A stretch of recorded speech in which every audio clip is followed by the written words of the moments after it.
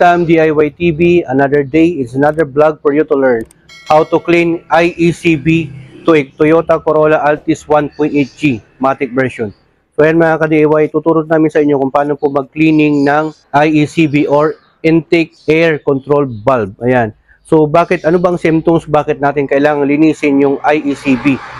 Ganito po yung mga ka-DIY, one of symptoms or isa sa mga dahilan kung bakit natin kailangan linisan or linisin ang IECB ay sa mga palyadong minor. Katulad ng yung RPM natin, yung idle natin ay taas-baba at nasa 2,000, mahirap siyang bumaba, nahirapan siyang bumaba. Or taas-baba siya, fluctuating siya, or erratic yung RPM, yung idle ng yung RPM, yung needle niya. So ibig sabihin maaksesa sa gas at palyado yung makina natin. So ganito po 'yan. Yung IECB nandito po siya. Pag sa Toyota Corolla Altis nandito po nakalagay yung IECB. Yan. Nandito po yung sensor niya. Yan, yung actuator valve niya. Nandito po yung mismong IECB. Ang trabaho po ng IECB, yan po yung nagtitimpla ng cold start. Kunwari kakapandar mo ng makina mo, ang gagawin po niya, may tubig po kasi yan sa loob. Ang gagawin po niya ay titimplahan po niya, pagka mainit na po yung tubig mga ka-DIY, saka po niya ibababa yung idle. Okay? Pag na-reach na po yung temperature ng init ng tubig, saka niya bubuksan. Bumubukas po kasi yan, yung hangin at tubig po yung nagtitimpla. So pag i-ano natin to, bubuksan natin to, pag tatanggalin natin to, ito tatanggalin natin tong throttle body. Tatanggalin muna natin itong ano ng intake ng natin, air filter natin. Ito yon, mayroon siyang bolt dito. Yan, tatanggalin natin, i-screw natin yung nut, nasa 4 po yan, tapos saka natin yan. Pero para hindi na po tayo matagalan, andito na po, meron po tayong extra na IECB. Yan, ito po yon. Yan po yung itsura niya. Ang nakababad lang po yan sa gasoline. Ito po yung gagamitin natin na isa. Yan, Kubi carburetor cleaner or yung tinatawag natin na MAF cleaner. Okay? Ito po kasi meron po yung carbon deposits. Yan. Okay, easy to use and protects. Carbon deposits po kasi yan, nagka-clog po siya. Pero disclaimer ko lang po, hindi po tayo sponsored ng Kubi. Ito lang po yung isa sa mga ginagamit po natin. Okay? So, ganito po yung itsura ng IECB mga ka-DIY. Lapitan niyo po. Yan. So, tingnan nyo to, masyadong nag-build up na po siya ng mga carbon deposits. Yan, dito po kasi pumapasok yung tubig at yung hangin. Ito po yung nagtitipid. Napakadumi po ka-DIY. At ito po dapat umiikot po ito. May pre-play po dapat to. Pag pinaikot natin ganyan yan, yung parang sa mga motor, pag pinaikot natin yung gulong, naka-neutral, dapat umiikot mag-isa yan kahit na hindi natin ikutin. Yan o, magganit po siya mga ka-DIY. Magganit, ibig sabihin, parang may hesitation po siya. Ayan. Yan po, nakikita nyo. Yan yung valve na nag-open at nag-close. Yan. Dito, maano yung tubig. Pagka mainit na yung tubig, sasaraduhan niya na para masisense niya kasi pag mainit yung tubig, sa kanya ibababa yung idle. Ito po kasi nagkocontrol ng taas at baba ng idle mga ka-DIY. Ngayon, pagka napaandar mo na yung makina mo ng around 5 to 10 o 30 minutes, tapos nasa 2,000 RPM pa, baka hindi na siya gumagana o nagpa-function ng maigi. Either nakabukas siya pero hindi siya nakabukas ng maigi or nakasara siya pero hindi siya nakasara ng maigi. So ang gagawin natin diyan ay lilinisan po natin diyan.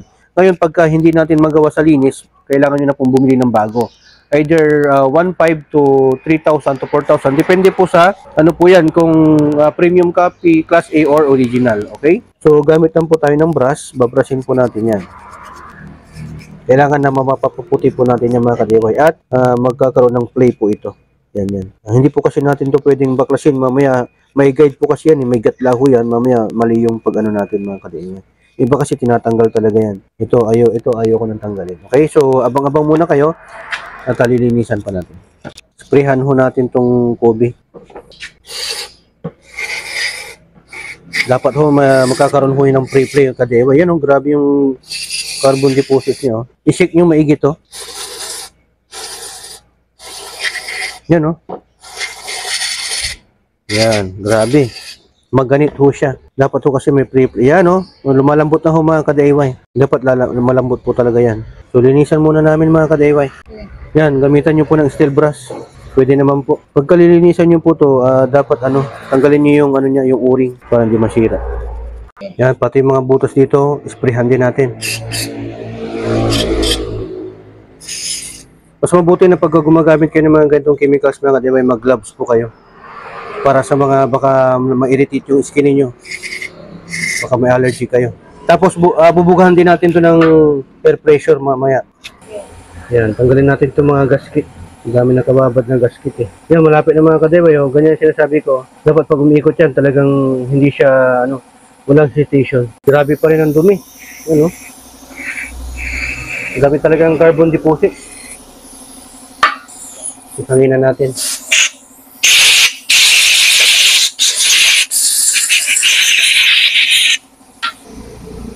Yun, malapit-lapit na sa katotohanan mga kadeway, oh. Kanina, hirap siya eh. Ayan, oh, ikot na siya. Ang dami pa rin carbon deposits. Kailangan talaga na matanggal yan. Yan, oh, may itim-itim pa.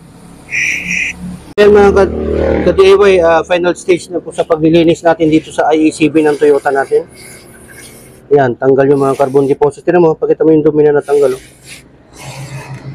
Yan. Yan, may code po siya. 8212. Yan, original. Ito, nag-build up talaga ng carbon deposits dito sa loob. Kaya, ang hirap umikot. Yan, pagka mahirapan na umikot to, hindi na napapagana ng dito yung actuator valve, yung sensor. Kaya, hindi niya na napapabukas ng maigi at napapasarado ng maigi. Okay? So, ganyan lang po yung paglilinis dito mga ka-DIY. Make sure niya talagang malinis na to. Tapos, ganito iikot niya, oh. Makikita niyo, oh. Yan, oh. Yan yung sumasara siya, tapos iikot yan. Sumasara at bumubukas yan, dapat ganyan. Tapos hindi na siya masyadong marumi, oh. Wala na. Kanina, may hesitation to eh. Ang hirap, parang mabigat. Ngayon, okay na, oh. Yan, oh. Kita niyo naman, di ba? So, ganyan lang po. Ito yung mechanism ng IECB. Ito yung nagko-control ng idle up. Yan. Taas baba, ito. Dapat, it should be, yan, yung idle natin pag mainit yung makina nasa 700, 650 to 700 to 800 idle. Ibig sabihin nakaandar ang makina pero hindi ko maalis.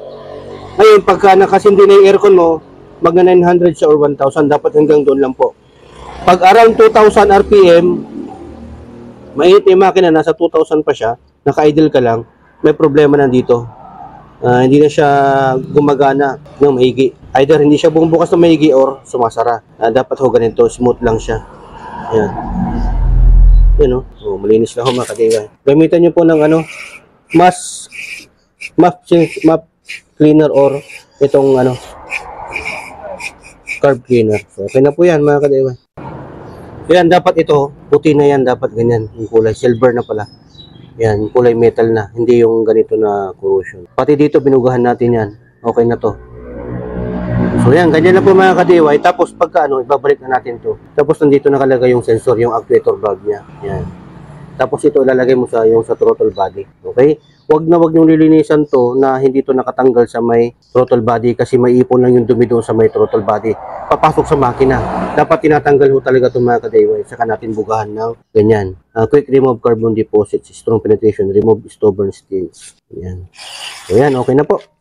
So ayan mga ka-DIY, tapos na ho natin nalinisan nito. Yan o, para makita nyo po maigi. Yan. So smooth lang po siya mga ka-DIY. Yan, dito makikita sa loob. Ang ganda na yung galaw nyo. Dati, kanina hindi natin magagalaw ng ganyan yan. Kasi ang daming carbon deposits. Ngayon okay na ho siya. Yan, binabaran ko pa ho muna to.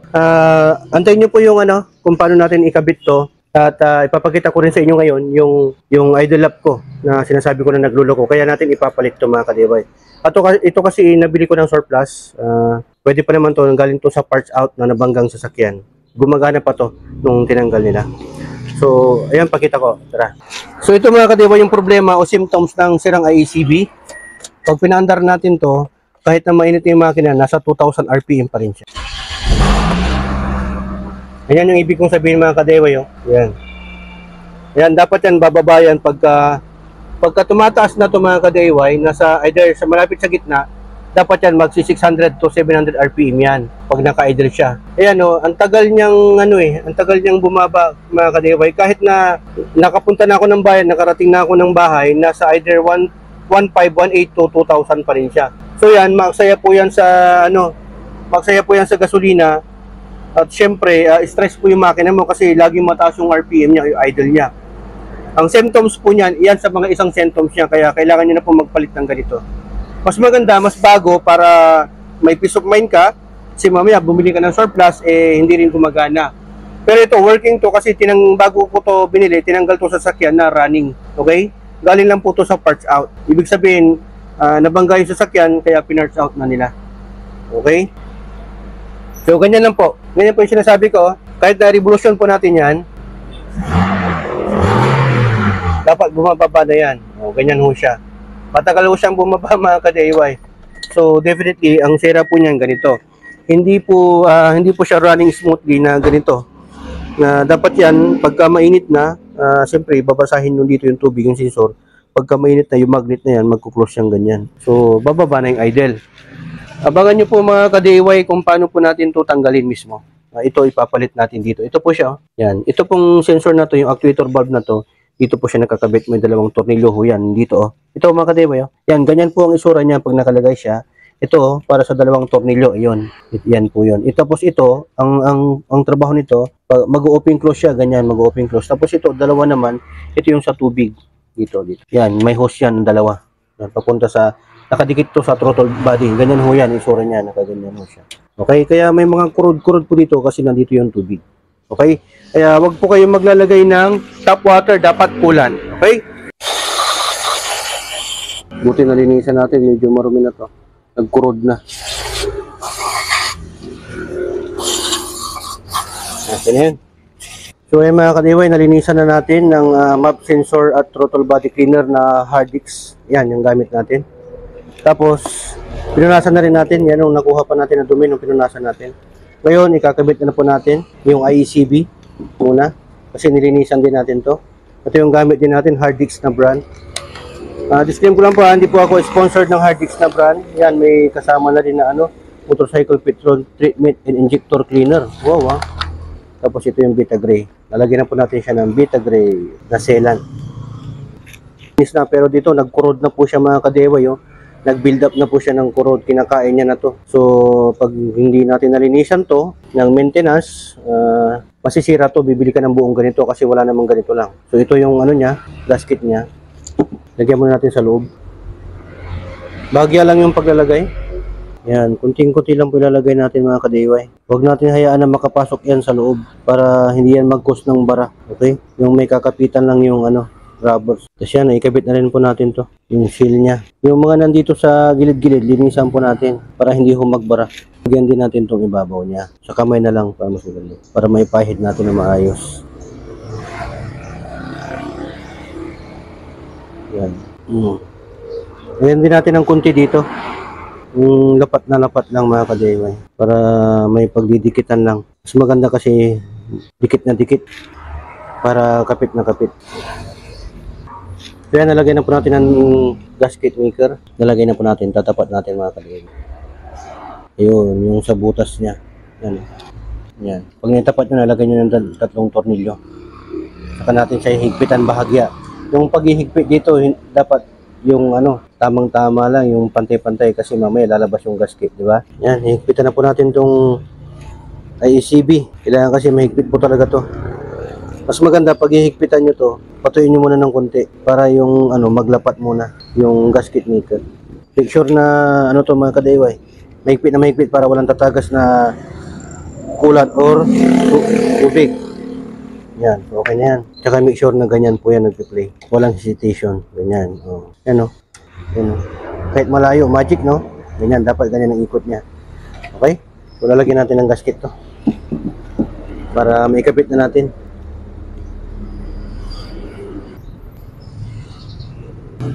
Yan, para pogi. Maganda nilalapat nyo ng ganyan para mas malapat. Yan, ilipat na rin natin tong sensor niya. Yung actuator pala. Actuator valve ng AICB. Make sure na tama yung paglalapat nito mga ka-DIY Kasi may yun, parang ganito. Nakalapat. Kung saan nakaharap to. Ito. Sure. Yan. Pag iangat nyo to, pahila, may magnet to Dahan-dahan. Para matandaan nyo kung saan nakalagay. Yun. So, lalagay din natin siyang ganyan. Yan. Yan kasi may yan yung nagpapaikot. Okay? Sprayhan ko rin to, linisan ko rin. Ito, nasa taas to mga ka-DIY. Yan sabi ko sa inyo, para mas makita niyo. Ganito, may hesitation. Ang hirap niyang sumunod. So ganyan siya pag tinanggal natin. Tandaan nyo, dapat ganyan din ang pagbabalik. So happy na baliktad to, so ito ibababa lang natin pag ganyan. Kasi lalagyan na natin to. Pag nahon natin mga ka-DIY, make sure na yung stopper niya nasa taas kasi nasa baba to. Ito ang stopper din niya dito. para magsalpakan siya kasi pag pinilit mo yan, mali yung pagbalik mo, pagbabanggaan yan, mapuputol to. So, ganyan natin siya tinanggal kanina. So, ganyan din natin siya ibabalik. Tatapat natin. Yun, nagmagnet na siya. Rin natin tong tornilyo, yung dalawa. Doon na lang tayo mag-a-adjust. Actually, nakasagad naman to. Hindi naman ako magkakamali dito. Nakasagad tong paganyan para mababa yung idle. Nakaganito yung alignment niya kanina, ganyan siya para mas mababa yung idle niya. Kasi pag nagagalaw mo yan, mag-iiba yung idle niya, tataas, bababa. Pero pwede naman natin adjustan yan. Kakalibrate lang natin. Luwagan mo lang to tapos galaw-galaw mo ng ganyan. Diba? May uring din to mga ka-DIY. Dapat nakalagay yung uring. Tara! Yan, lagyan din natin ng konti dito. Tapos abangan nyo rin pala yung kung paano linisan tong intake, diba? Gagawa din tayo ng other videos yan separate. Medyo mahaba-haba na kasi to. Yan, yan. So yan, kakabit na ho natin mga ka-DIY. Yan. May gasket na rin to. Meron pang ano to dito nilalagay. Yung adapter. Wala sa likod, itong isang lalagyan ng bolt. Meron to nakalagay na adapter, yung lock niya dito sa likod yung ilalagay, okay? So, ilalagay muna natin ito mga ka-DIY. Yan. Tapos, lagyan muna natin tong mga hose niya. Yan. Ito yung isa. Lagyan muna natin ito ng gasket. Ito yung isa.